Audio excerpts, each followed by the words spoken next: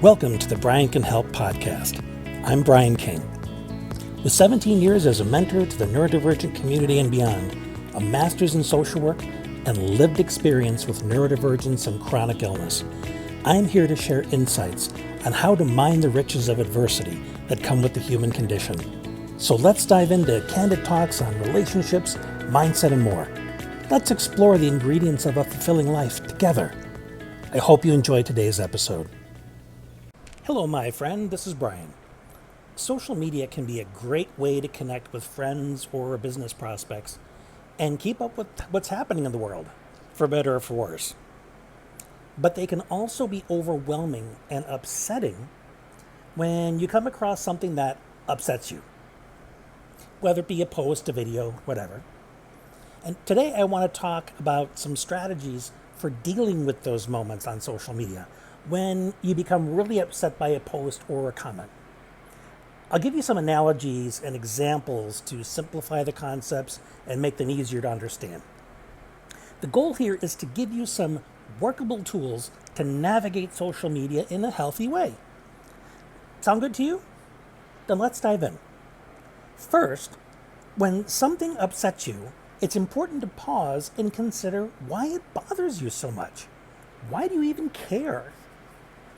Hitting the pause button like this can help you gain some emotional distance. It's called externalizing. I think of it as taking a step back from the TV screen, or your phone, or iPad, or whatever device you're using. And if you're too close, the image can feel overwhelming. But if you take a step back a few feet, you can see the whole picture a lot better and realize it's just a picture on a screen. It's just a meme. It's just a video. Similarly, if we pause before responding, this is a habit people have gotten out of, if they've learned it at all. If you pause before responding to anything upsetting, whether it's social media post or in life, you gain perspective. So ask yourself, why does this make me so angry or anxious or sad? Why am I triggered by this? Is it related to a deeper personal issue or insecurity that you have?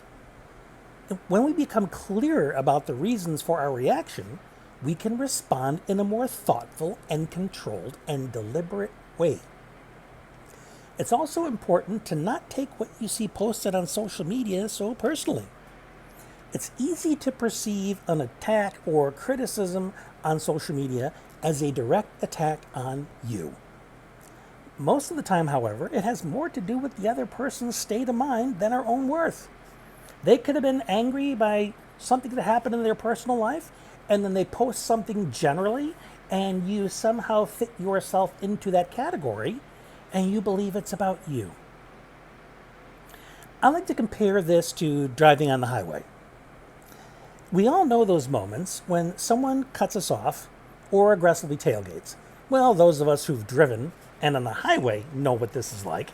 And in the heat of the moment, it can feel very personal. I mean, even the thoughts in your head, hey, what are you doing cutting me off like that? So it's like the person has it in for you because you feel like you're in danger because of their behavior.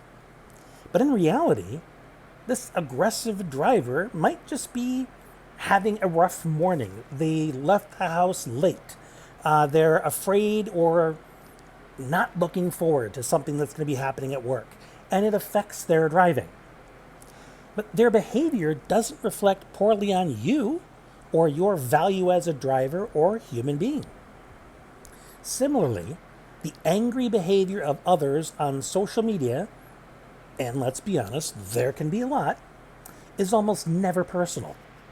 People post angry or insensitive things online because of their own problems and their ways of thinking, not because there's anything wrong with you.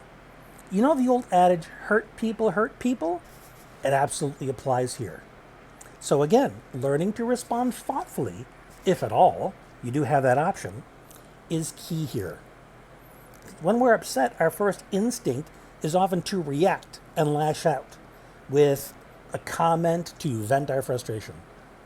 But reactive communication rarely makes the situation better. It can even make you look bad or out of control. So give yourself time and space to calm down and decide if and how you want to respond. You can think of it like putting a hot pan in a freezer. If you try to touch the pan while it's scalding hot, you'll burn yourself. But once you let it cool down, it can become manageable. By waiting to respond until you have a cooler head, you prevent yourself from making the situation worse because you're heated instead of thinking clearly. So pausing allows you to decide if a response is even helpful, or if it's better to just let it go, move on, walk away. Now, my last suggestion is to practice compassion before you engage. Compassion to yourself for the emotions that are coming up with you, instead of saying, I shouldn't feel like this, it's wrong for me to feel that way. Well, the reality is you are thinking and feeling that way. So extend yourself some compassion and allow yourself to calm down by being supported instead of having to shut those emotions down or stick them in a corner where they'll show up later as maybe a headache, a neck ache, or a stomach ache. Compassion informed, let me back up a little bit. Compassion towards them can be informed by putting yourself in their shoes. And maybe having some insight into what reasons might have compelled this post. So that if you respond, you're responding from that place of understanding. Because again, chances are they're dealing with their own stuff, even if it's not obvious. Because, speaking for myself, we can become stellar at what's called masking, is pretending we're happy and have it together when we're actually twisted up inside. Showing compassion also reminds us of our common humanity. I think of it as giving someone the benefit of the doubt, assuming that they're well-intended, even if their delivery leaves something to be desired.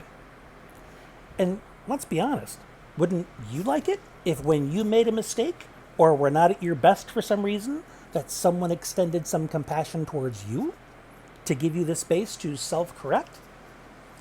Compassion not only helps us respond with calm and openness instead of anger, it can also prevent the situation from escalating further.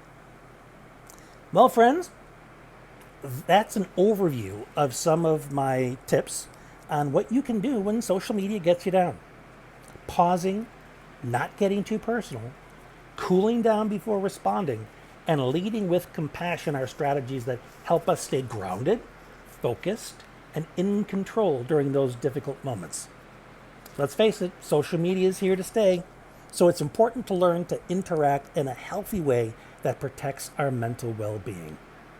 Thanks for listening. We'll see you on the next episode.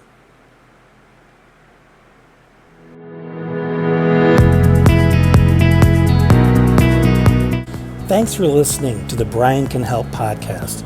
If you enjoyed this episode, please leave a 5-star review and share it with others who could really use the encouragement.